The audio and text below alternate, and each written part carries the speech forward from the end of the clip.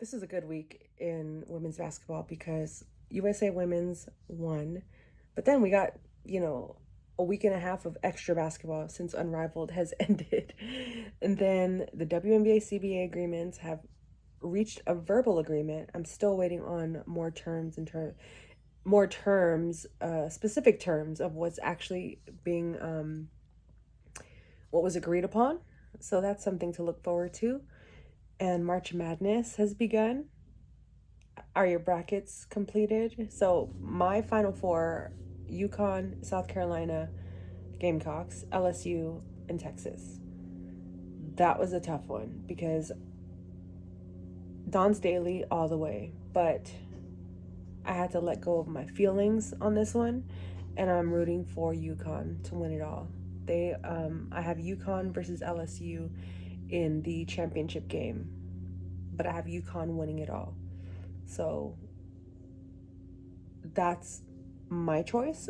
And if I'm wrong, I'm wrong because upsets are more than likely to happen in the March Madness tournament. And we've witnessed them all: upsets, teams that were at the bottom fighting and clawing their way, beating top five teams. You know what I'm saying? So you just never know what's going to happen. And that's why it's called March Madness. Then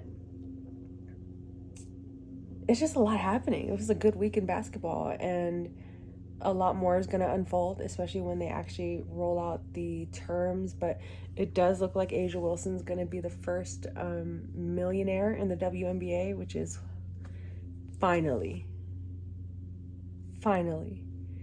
I went to the inaugural season in 1997, saw Lisa Leslie and the Los Angeles Sparks play against the Sacramento Monarchs. And my life was changed ever since then. But to imagine how far it's come since then is so cool to witness and be watching it unfold in real time. And this rookie class is gonna cash out, especially those that have NIL deals and sponsorships and partnerships. Like, oh gosh, they're so blessed. To be an athlete in this era is wow, especially a women's athlete, because there's so many other sports that are coming up. Flag football, volleyball is hot right now, tennis, golf. And every year around this time, you always see posts about people talking about how so many of these scholarships go untapped. So if your child is gifted athletically, like, don't pigeonhole them into just one sport. I understand it's competitive and whatnot, but it's okay to just let them have a second hobby, collect those scholarships and NIL deals. Why not, right? And as well as get their education paid for at the very least. So it's a good time of life for women athletes in general because of the spotlight that is on them right now, the amount of content creators, the support. The WNBA is replacing MLB on Sundays. I think it's on ESPN, but that's a big deal. And I love baseball. I'm a huge SF Giants fan. So for that to be happening is top tier, and I'm here for it. So let me know who you guys have in your brackets, who you have winning March Madness. If you want to comment about the women's, you can. I mean the men's, you can, but mostly I'm talking about women's basketball. Not mostly, always. And unless Curry does something spectacular.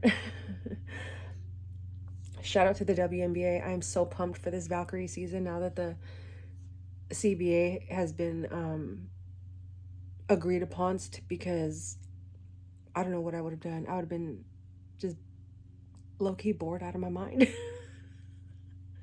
No, I would have figured something out. So yeah, it's a good time to be a women's sports fan, but definitely even better time to be a women's basketball fan. And this is the 84 Hoops crew. Make sure you're subscribed. It's your girl Lils, aka Lily Like the Flower. And again, please subscribe. Thank you for getting me over 100 subscribers. That is such a cool accomplishment. Definitely went into my wins journal this week. And let's continue to grow together and keep the ball rolling. All right. And check out these other vlogs here if you haven't watch them, go ahead and binge some of my content, and let's build this community and crew together, this hoops crew.